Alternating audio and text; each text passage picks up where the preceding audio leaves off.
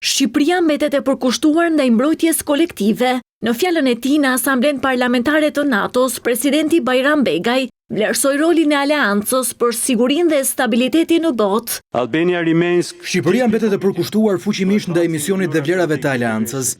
Ne jemi të përkushtuar ndaj mbrojtjes kolektive dhe do të vazhdojmë të marrim më shumë përgjegjësi për sigurinë europiane.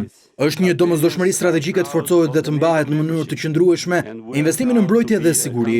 Shqipëria e ka rritur buxhetin e saj të mbrojtjes, jemi duke e rijetësuar industrinë tonë të mbrojtjes dhe jemi duke investuar në infrastrukturën ushtarake dhe në korridoret strategjike të transportit për të rritur lëvizshmërinë ushtarake.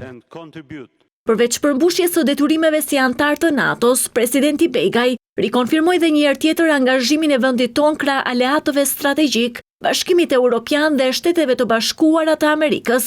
Integrimi i Ballkanit Perëndimor në Bashkimin Evropian nuk është një çështje gjeografike, por një çështje besueshmërie, kohezioni dhe vizioni strategjik. Shqipëria mbetet thellësisht e përkushtuar ndaj përparimit të integrimit euroatlantik.